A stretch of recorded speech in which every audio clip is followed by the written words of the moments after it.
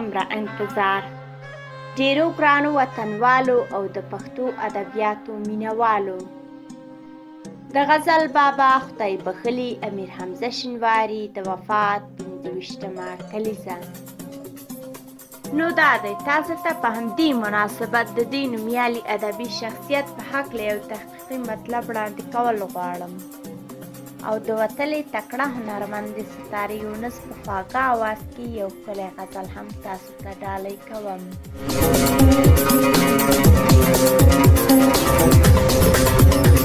د بي بي سي راډیو د خپرونو څخه د سپینټنۍ د لیکنې نه په استفادې سره امیر حمزه خان شینواري د پښتو ژبې وتلی شاعر، ادیب، ډرامه لیکونکی، د راډیو ویاند او لیکوال و. آیا په اوسنۍ پیړۍ کې د غزل د دغه بابا په څېر کوم څوک شته؟ ستا په اننګون کې د حمزه د وینو سره دي، تش وي د پښتو غزل ازغان زه د بابا. د غزل بابا امیر حمزه خان شینواري په 1909 میلادي کال کې زیږېدلی او په 1994 میلادي کال کې له دې نړۍ نه سترګې پټې کړي. د 20مې پیړۍ د پښتو پخوانیو او وتلیو شاعرانو لکه خوشحال خان او رحمان بابا په څېر ګڼل کېږي. پوښتنه دا ده چې په اوسنی عصر کې د غزل د دغه بابا په څېر کوم بل څوک شته؟ که نه نو بل حمزه ته څومره انتظار پکار دی. شاعر پیر محمد کاروان وایي په پښتو کلاسیکه شاعرۍ کې د خوشحال خان، رحمان بابا او کاظم خان شیدا وروسته ډیره موده، خو بیا حمزه بابا را ډګر ته شو. هغه غزل او شعر موسیقي او آهنګ لري او په زړونو ښه لګي. د کاروان په ګمان د ده په غزل کې مینه ډیره تعظلي او ښکلې برېښي. نوموړي د حمزه هغه بیلګه راوړي چې وایي خلک په محفل کې ګور یو بل ذکر مې د چا زما شو. د حمزه په شعر کې د انسان احساسات ډېر ښه انځور شوي.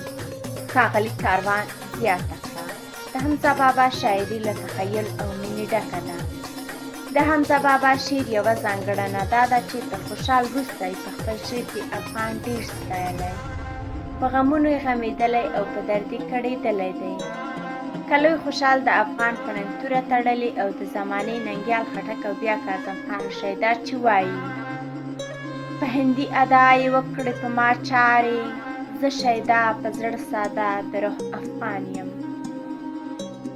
د حمزه بابا د دې اړخه په اړه یعنی افغانیت په اړه لندن میشتي شاعر افضل ټکوره وایي د حمزه شاعري یوازې په غزل کې نشي راایسارېدی، بلکې هغه څو اړخیزه شخصیت دی. حمزه بابا تر خوشحال وروسته نوموړي په خپله شاعرۍ کې افغان د صداقت، میلمه پالنې، سرښندنې او غیرت سمبول دی.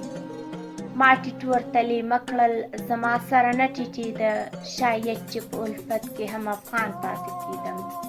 د ښاغلي ټکوره په وینا حمزه د افغان په اړه خورا زیات شعرونه لیکلي دي. د حمزه ارمان د افغانانو د یووالي د نن پښتو بڼ کې زیات بلبلان پښتو شعر ته په ښکلو غږونو کې انګازې ورکوي. خو ولې د حمزه په کچه شاعران نشته؟ شاعر او لیکوال اباسین یوسفزی وایي د حمزه په شان شخصیتونه له پیړۍ وروسته راڅرګندېږي. هغه زیاتوي له رحمانه تر حمزه خانې او له ستر خوشحاله تر غني خانې 300 کاله تېر شوي او وخت په بل حمزه وزېږوي. نوموړي د حمزه په اړه وایي هغه په پښتو شعر کې نوي پښتو اصطلاحات دود کړل او پخوا عربي او فارسي اصطلاحات په پښتو شعر کې دود وو. حمزه بابا پښتو ډرامې ته د پښتو د ثقافت رنګونه ورولېږدول او د هغه رنګ یې په پښتو غزل خور دی. حمزه بابا چې نږدې 78 کاله یې ژوند کړی، پښتو ادب ته یې لسګونه آثار پښتو ته وړاندې کړي او سلګونه غزل یې د وتلو غزلې وبلل شول. رفیق شینواری په ګډون زیاتو سندرغاړو په خپلو مرغلیزو سندرو پیللي دي. حمزه بابا د تصوف د لارې لاروی و او په دې برخه کې کتابونه لیکلي او خپاره شوي دي. دا دی د امیر حمزه شینواري د دغه ښکلې غزل ته د ستاره یونس په خواږه آواز کې توجه وکړئ.